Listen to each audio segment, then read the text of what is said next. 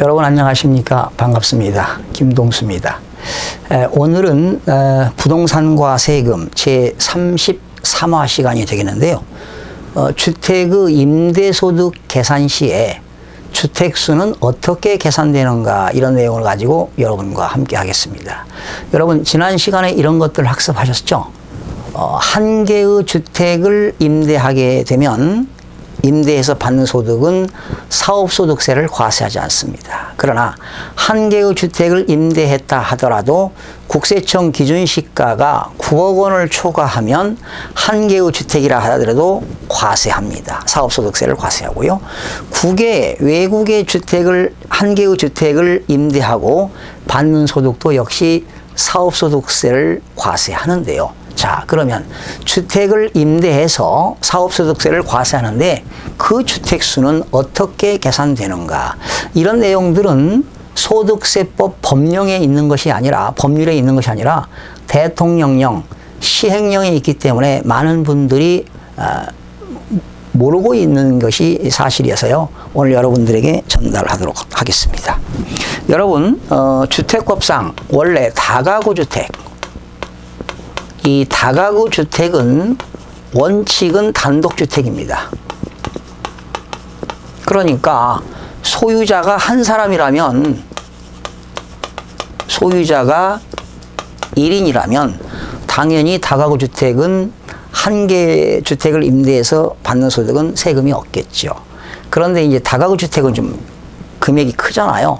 이 다가구 주택의 기준시가가 9억 원을 초과하면 이건 무조건 과세가 되는데요.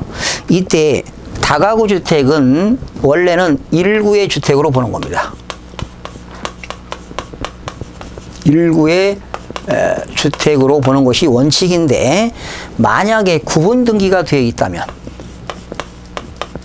구분 등기, 그러니까 다가구 주택의 2층 건물인데 101호, 102호, 201호, 202호 이렇게 구분 등기가 되어 있다면 각각 구분 등기된 각각 1주택으로 보는 겁니다.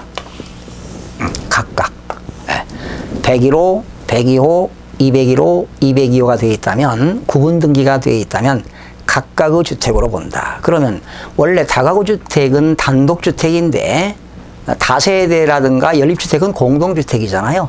그런데 다가구 주택이 단독주택인데 구분 등기가 되어 있다면 각각의 주택으로 본다. 그러면 4개가 되겠죠. 자, 이렇게 알아두시고요. 그 다음에 이제 두 번째는 공동소유주택입니다.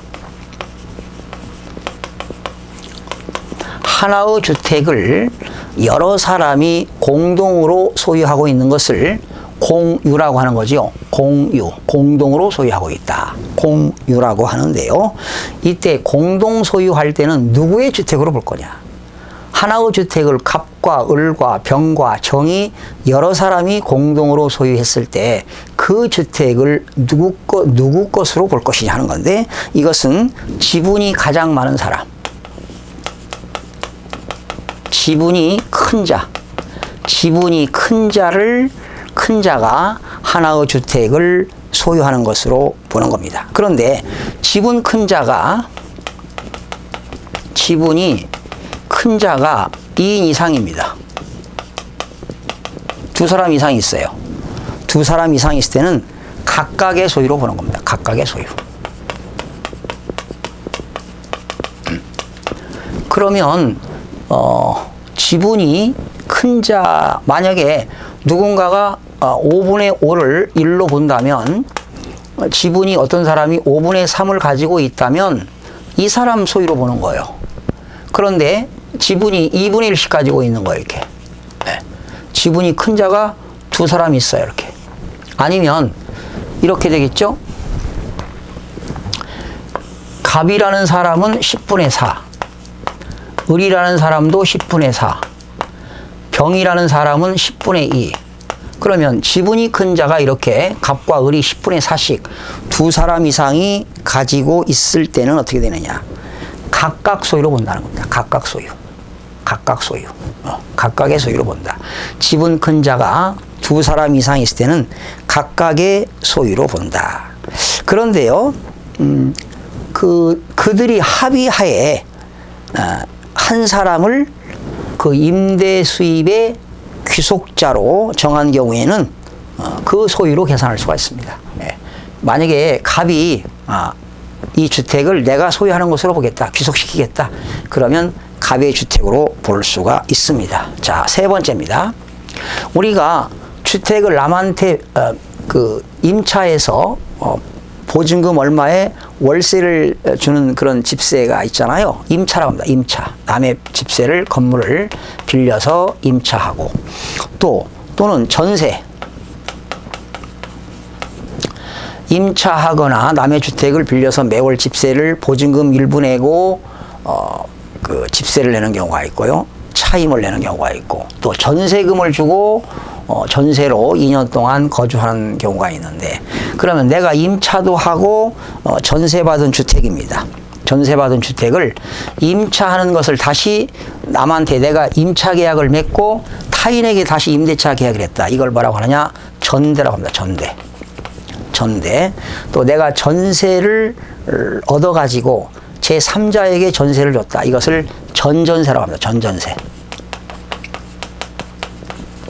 그러면 내가 그 주택을 임차하고 전세를 얻어가지고 임차한 주택을 전대하거나 전세받은 주택을 다시 제3자에게 전전세를 할 때는 그러한 임차인 또는 전세받은 사람이 주택으로 계산한다. 이들을 주택으로 계산한다. 주택수에 포함시킨다라는 겁니다. 내가 집을 임차하고 전세 계약을 체결하고 다시 제3자에게 전대하거나 또는 전전세를 두었을 때는 주택을 빌린 임차인, 또 전세받은 자, 임차인 또는 전세받은 전세권자가 주택수로 계산한다. 이렇게 보시겠습니다. 그 다음에 네 번째가 되겠는데요. 네 번째는 본인과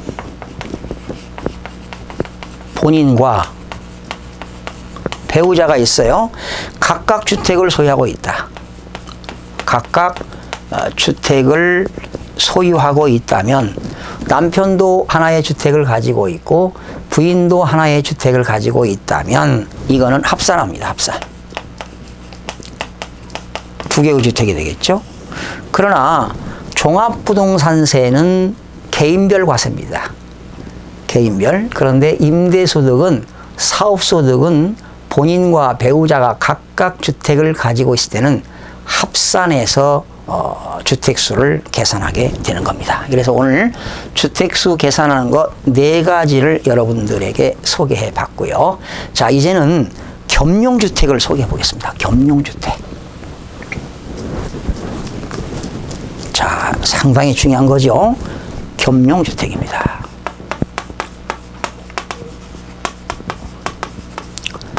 이 겸용주택이라고 하는 것은 그 건물이 일부는 주택도 있고 일부는 점포도 있는 것이 겸용주택입니다. 겸용주택.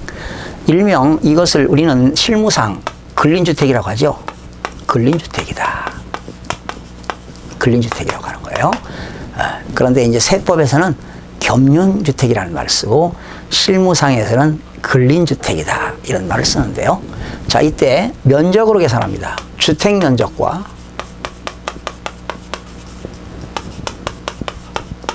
점포 면적을 비교해서 주택 면적이 큽니다. 이게 60제곱미터고 점포 면적이 40제곱미터면 이때 주택 면적과 점포 면적을 비교해서 주택 면적이 크면 전부를 주택으로 봅니다. 전부를 주택으로 본다.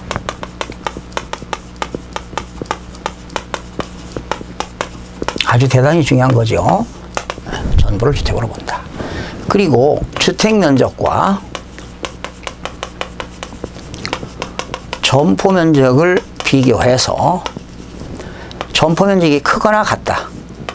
그러면 주택 면적이 40제곱미터거나 아니면 점포 면적이 60제곱미터 아니면 두 번째는 주택 면적이 50제곱미터 아니면 점포 면적이 50제곱미터일 때는 어떻게 되느냐. 주택 부분만을 주택으로 봅니다. 주택이 아닌 것은 점포로 보는 것이죠. 주택 부분만을 주택으로 본다. 주택 부분만을. 주택 부분만을 주택으로 본다.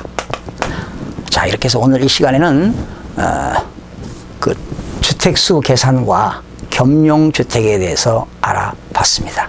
시청해 주신 여러분 대단히 고맙습니다. 최선을 다해서 여러분과 함께 하겠습니다. 대단히 고맙습니다.